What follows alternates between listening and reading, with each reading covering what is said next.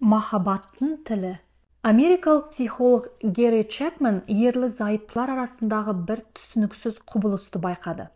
Бірде оның қабылдауына ажырасудың аз алдында тұрған бір жас отбасы келді. Оқиға былай басталған екен.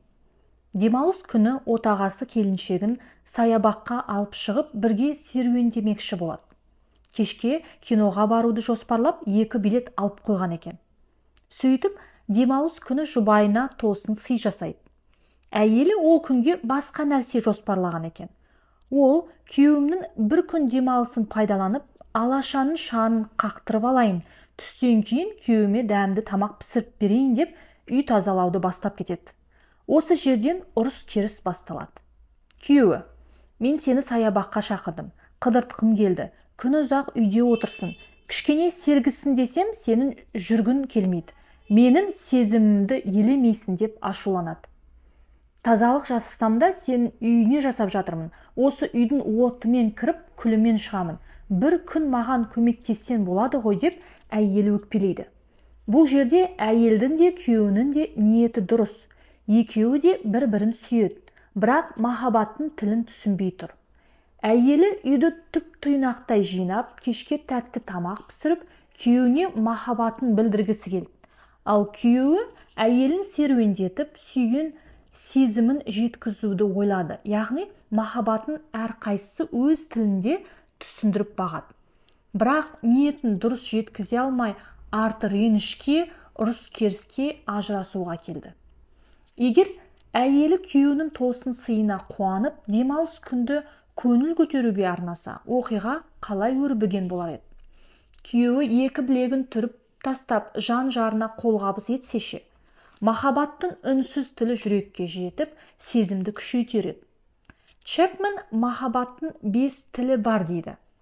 Алғашқы тіл жәрдем беру, қолғабыс ету. Әйел заты күйеуінің үй шаруасына жәрдем еткенін қалайды. Күрделі жұмыс болмаса да, ұсақ-түйек тірлігін істеп берсе, соған риза болады. Себебі әйелдің табиғаты нәзік, біреуге арқа сүйегенді ұнатады. Жан-жарына жақсы көремін деп айтқаннан гөрі, шаруасына көмектессең, жанына жақындай түсесің. Біз мысалда келтірген әйелдің күйеуі махаббаттың тілін білмегеннен отбасы шырқын бұзып отыр. Жұбайының неден ләззат алатынын сезу керек еді. Екіншісі тіл, ол сыйлық беру. Қыз келіншекке гүл сыйласан, көңілі жадырап сала береді. Бірде мынадай эксперимент болған. Бір студент жігіттің сүйгеніне қолы жетпей жүрді. Қанша жерден сәлем жолдап тілегін жеткізгенімен ғашығы қарамады. Қыз жатақханада тұратын. Жігіт қыздың құрбылары арқылы жиі гүл жіберіп отырады. Қыз көңілі нәзік емес пе? Гүлді лақтырып жіберуге қимады. Құмыраға салып қойды. Гүлдің иісі аңқып шыққан сайын қыздың есіне жігіт түсті. Гүлге көзі түскен сайын жігітті ойлады. Арада біраз уақыт өткенде қыз көңілінде жігітке деген сезім пайда болды. Яғни сүйгенінің жүрегін жаулау үшін жігіт махаббатының екінші тілін пайдаланды. Үшінші тіл уақыт немесе көңіл бөлу. Бірде әке мен баласы арасында реніш туды. Екеуі бірін-бірі түсіне алмай жатыр. Әкесі баласына бүйдеп ренжіді. Мен сені жақсы көремін. Сенен ештеме аяған емеспін. Сен үшін барымды салып жұмыс істеп, не керектің бәрін әпердім. Неге менімен ерегісіп, қырсық мінез танытасың деді. Әкесі баласына деген махаббатын ақша, сыйлық арқылы білдірдім деп ойлады. Ал баласы: сен маған көңіл бөлмедің, менімен әңгіме дүкен құрмайсың, неге қызығып, нені армандайтынымды сұрамайсың, менің кішкене жетістігімді қалыпты нәрсе деп қабылдайсың деп бұлданды. Бала ақшадан тарығып жатқан жоқ, көңілі жарымжан. Дәл осы мысалды ерлі-зайыпты арасына да қолдануға болады. Әйелде материалдық жағдайға ғана емес, күйеуінің көңіліне де мұқтаж келеді. Төртіншісі, комплимент немесе жылы сөз, ілтипат. Жылы-жылы сөйлесен, жылан іннен шығады деген. Жылы сөзбен адам жүрегіндегі мұзды ерітуге болады. Үйленген соң әйелдің кейбірінде мынадай психологиялық комплекс пайда болады. Олар өзін алданып қалғандай сезінеді. Әуелгіде қыздың көңілін аулау үшін жігіт бар өнерін салады. Түрлі комплимент айтып, барлық әдемі сөзді сүйгеніне арнайды. Тіпті өлең жазып жырға қосады. Үйленген соң комплименттің арыны тоқтайды. Жігіт бұрынғыдай сүйгеніне жылы сөз айтып жатпайды. Көбіне ғашығы жұбайына айналған соң, енді оны жаулаудың қажеті жоқ, онсыз да менікі деп ойлайды. Сөйтіп жүріп, сезімнің нәзік жібінің қалай үзілгенін сезбей қалады. 5-ші тіл. Аялап сипалау. Баланың арқасынан қақсан немесе маңдайынан сипасан мәз болады. Неге? Себебі сол арқылы әкесінің жылуын сезеді. Болмаса, екі тарап келіссөз жасағанда бір-бірінің қолын қатты қысып жатады. Сенімін сөзбен емес, қимылмен білдіреді. Сондықтан қимыл әрекетті де махаббаттың үнсіз тіліне жатқызады. Отбасы қатынасында ер азамат әйеліне жылы алақанын неғұрлым жиі арнаса, соғұрлым сезімі бекиді. Чэпмен осы 5 іс-әрекетті махаббаттың негізгі тілі деп атаған. Себебі ер адам әйеліне қолғабыс ету, сыйлық жасау, уақыт арнау, комплимент айту, аялап әлпештеу арқылы махаббатын өмірінің соңына дейін ұстап тұра алады деп түйді. Құр әшейін мен сені жақсы көремін деп айту жеткіліксіз. Жақсы көру сезімінің жанында іс-әрекет қатар жүруі керек дейді. Әдетте ерлі-зайыпты ұрсып бастағанда проблеманы тек бір жақты көреді. Жек көріп тұрған әйелі күйеуінің жағымсыз мінезін, кінәлі тұсын тереді. Күйеуі де солай, жұбайына деген өкпесін жіпке тізеді. Егер бұл әрекеттің алдын алмаса, арты жанжалға, соны ажырасуға апарып соғуы әбден мүмкін. Ондай кезде позицияны өзгерту керек. Проблемаға басқа қырынан қарап көргені жөн. Бұл ой түсінікті болу үшін мынадай мысал береміз. Логотерапевт Хайди Шенфельдің қабылдауына бір келіншек келеді.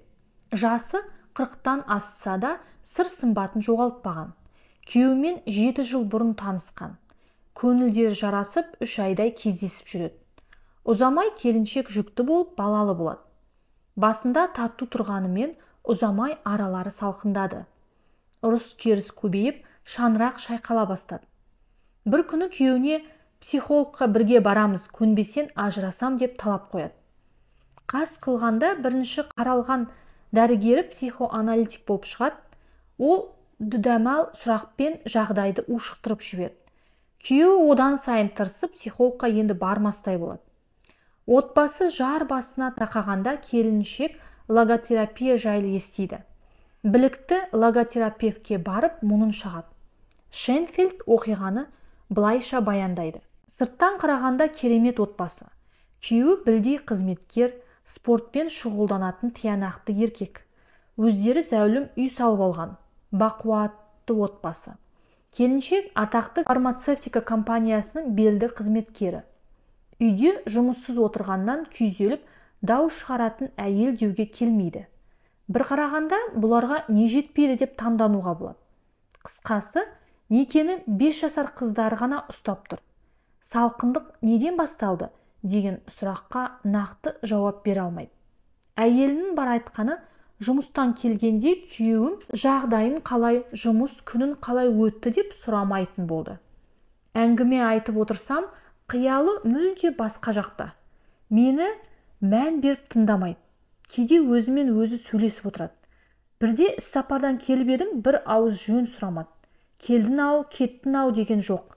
Қатты ренжідім де қонақ бөлмеге барып жатып қалдым. Ол бірге жатайық деместен селқос отыра берді. Содан бастап арамыз суып кетті. Айта берсем бітпейді. Ішім өкпеге толып қалған.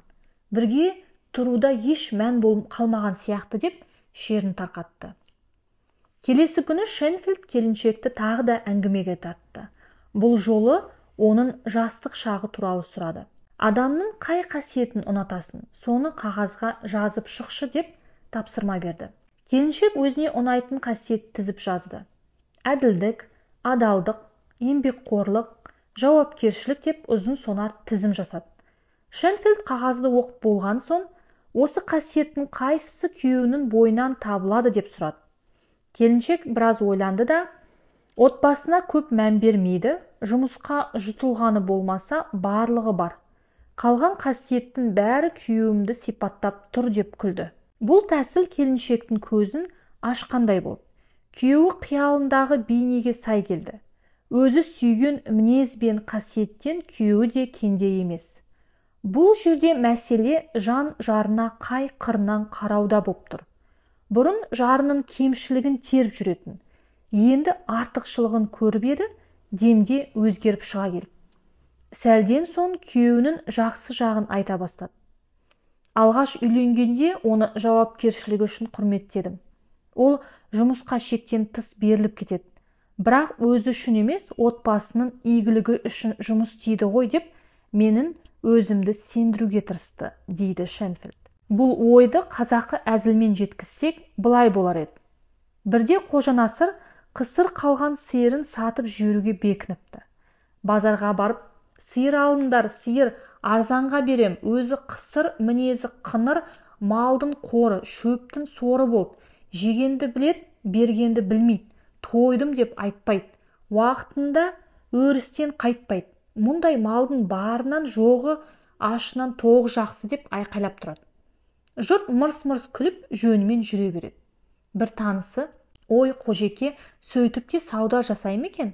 Малдың жаманын жасырып, жақсысын асырсаңызшы, сонда тез сатылады деп ақыл айтады. Қожекен енді малын мақтай жөнелді. Биыл ғана қысыр демесен, мына мал сиырдың сұлтаны, қою сүттің кені, мың бір дерттің емі. Майы дөңгелеп түседі, құрты домалап түседі, айраны балдай, қанша ішсең де құмарын қалар қанбай. Тұқымы асыл, тегі дегдар, құйрығының ұшына дейін құттарған, мүйізінің ұшына дейін ырыс біткен деп шұбыртады. Алушылар дәмде қаптап бағасын өсіріп жүреді. Ең соңында малдың бағасы шарықтап аспанға бірақ барады. Сол өңірде мыңғырған малымен аты шыққан бір шіріген бай ғана сиырын сатып алмаққа ыңғайланады. Сөйтсе, Қожанасыр, болды, сиырымды сатпаймын депті. Неге, есіңіз дұрыс па, Қожеке? Бағанадан бері несіне саудаласып тұрмыз, дейді жұрт. Сонда Қожекен, мұндай берекелі мал өзіме де керек деп сиырын үйіне жетектей жөнелген екен. Бұдан шығатын қорытынды: мың жерден періштеге үйлендім десеңіз де, жұптық өмірде керіспей тұра алмайсыз. Ондай кезде некені сақтап қалудың түрлі әдісіне амалсыз жүгінуге тура келеді. Бір ғана позициядан қарауға үйреніп қалған жаттанды назарды кейде шарттанып, маталып қалған жылы орнынан қозғауға мәжбүр боламыз. Көз қарас позициясы ауысқанда бұрын байқалмаған артықшылықтар жарыққа шығып, басқа қырынан ашылады.